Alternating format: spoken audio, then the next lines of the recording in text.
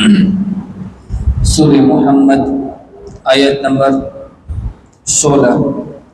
شپږم رکوع شپږشتم سپارہ صفحہ نمبر 22. أعوذ بالله من الشيطان الرجيم بسم الله الرحمن الرحيم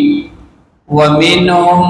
من يستمع إليك حتى إذا خرجوا من عندك قالوا للذين أوتوا العلم ماذا قال آنفا أولئك الذين طبع الله على قلوبهم واتبعوا أهواءهم صدق الله العظيم.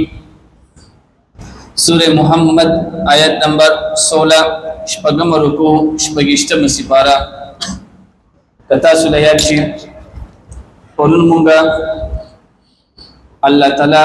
د جنت ذکر پدې ما قبل آیت کې کړی دی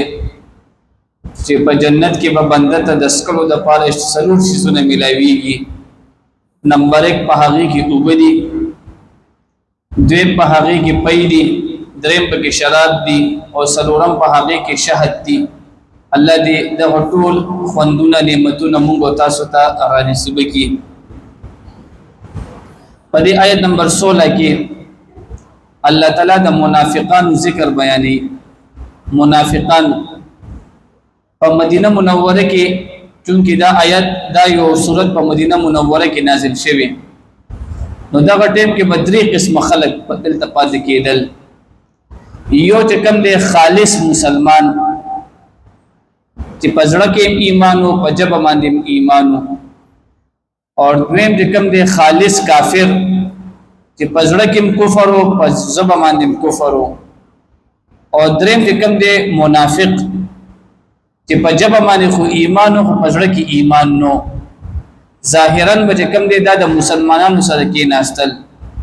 او په پیشي شابه چې کم دی د کافرانو سره کې ناستل، دې ته منافق ویل کېږي. نو په دې آیت کې الله پاک د منافق بنده حالت ذکر کړي. د الله پیغمبر تعالی پته شته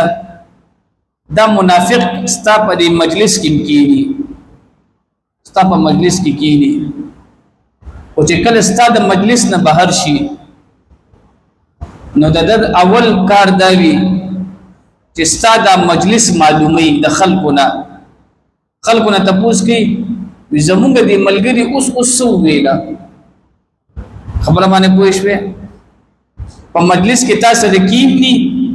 او چې کله د مجلس نه بهر شي نو چې کم پوهه خلق دي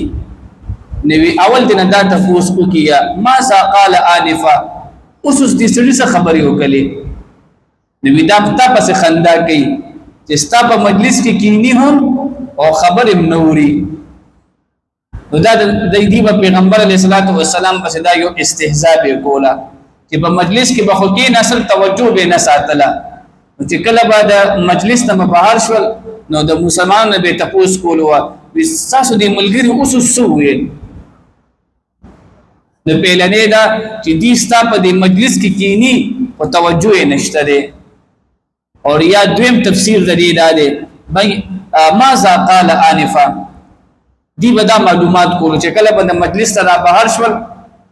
مسلمانانو به تاسو کولو یره تاسو دې ملګری اوس وسوي. نو چې هغه به وته سي جواب ورکړو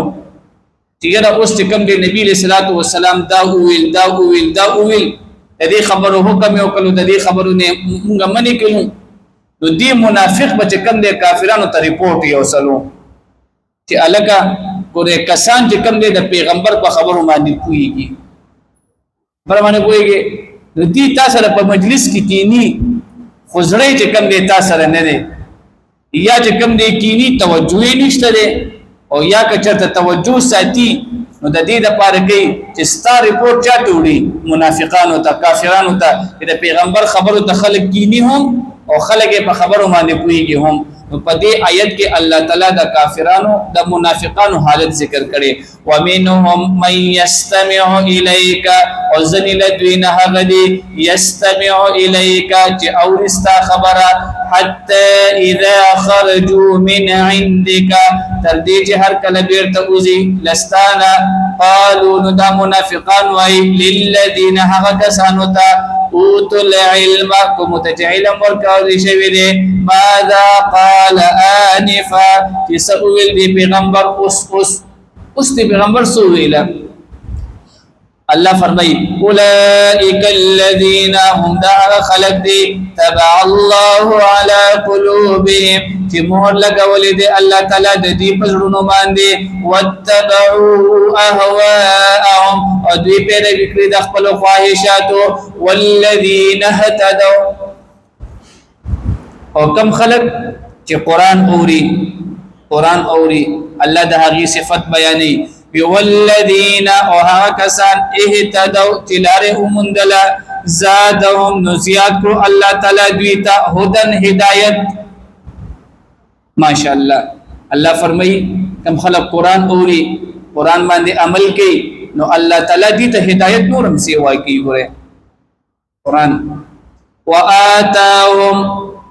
او ورکړې د دوی ته الله تعالی تقواهم د دې پرېزګاری فهل ينظرون پس دې انتظار نه کوي الا الساعه مگر صرف د قیامت ان تاتيهم بغدتا چې هغه په دې راشي ناګهانا فقد جاء اشراتها نراغلي دي د دې نخي د دې قیامت نخي فانا لهم پس کوم زيبدي تدید ان لهم پس کوم زيبا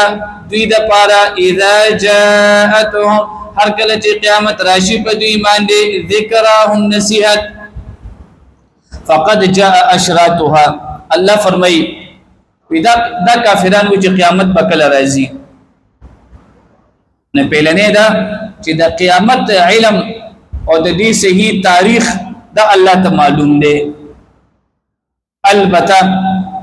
الله تعالی چې کوم دی د قیامت لپاره نخې پیدا کړې دي چې کله دا نخې چې کوم دی راشي نو مطلب دا چې قیامت به راځي نو په هغه کې اولنې نخه د نبی له صلوات و سلام پیدایش ته نبی له صلوات و سلام فرمایي چې زو او قیامت دا به داسې نږدې راځو چې لکه زراغلم قیامت به راځي وګوره 14 کاله پهله نبی له صلوات و سلام پیدا شوی دی نو مطلب دا چې قیامت نور را نږدې شوی دی اور دویم دا نبی له صلوات و سلام او فرمایل د قیامت دویم نه خبرداري چې کله کار غیر اهل تسبارلی شي داسې سړی به مشر شي چې هغه د کار اهل نه وي بس اسه به مشران راشي په کار باندې به پويږي نه خو مشر وي او دریم دا لور به کم نه د مور سره د وینځ غونته رویه ساتي مسلمان پويږي په کار خداوا چې لور د مور عزت کوي او نبی له صلوات و سلام وی د قیامت نه خوادا وي چې لور به د مور سره داسې رویه کوي لکه څنګه چې مالکا د خپل وینځ سره رویه ساتي لکه مور به داسې غړي لکه وینځه تاسو دا وګورئ نن سبا دا نشانی چې کوم نه عام شوی دا میان د لوریانو ته د یری نسغت نشي کولی وی کچرته لوریانو ته سویو نور غم باندې مبتلا کوي بس میان دې بيزان غليږي دا د قیامت څه شي دي علامتونه دي او دا شان د عیسی علیه السلام را په دوباره راتل او د یاجوج د ماجوج راتک دا ټول چې کوم د قیامت علامتونه دي الله فرمای فقط جاء اشراتها قیامت چې کوم د هغه نه خراغلي دي فعلم پس یقین وکړه انه لا اله الا الله پس نشته معبود سوا د الله تعالی نه واستغفر او معافي غواړه نبی له صلوات و سلام ته لذنبک د خپل لغزشونو د پاره وللمؤمنین او د پاره د مؤمنانو ته والمؤمنات او د پاره د خزرات پاره والله يعلم الله تعالی پیجنی متقلدکم استاسو د تکرا تکزای ومثواکم استاسو استن بزای واستغفر لذنبك. الله تعالی نبی علیہ الصلوۃ والسلام ته فرمایي پر آیت کې تاسو ګوره واستغفر او معافی غواړه د الله پیغمبره لذنبک. ذنب لیکيږي ګناه ته. خدا عقیده به یاد ساتو او دا مسله ده. انبیاء کرام چې څومره دي 1,24,000 کم دي یا زیات دي. سونه انبیاء کرام چې دي دا د الله تعالی د وړو ګناهونو نه هم پاک پیدا کړی دي او دغه شانته د پیغمبر نه چې کم دي د انبیاء کرامو نه لوی ګناه هم نه کیږي. بالکل پیغمبران په ګناه کې داسې دي لکه معصوم نه چې کم دي وړ ګناه نه کیږي غټ ګناه دي نه کیږي. خدا بیات ساتو چې کله هم نبی له صلوات و سلام ته په دې قران کې دا ټکی ذکر شي چې واستغفر لذنبک. الله پیغمبره ذنب ویل کیږي نو د دې خپل لغوي معنی به داسې وي چې د خپل د ګناه لپاره بخشش غواړه.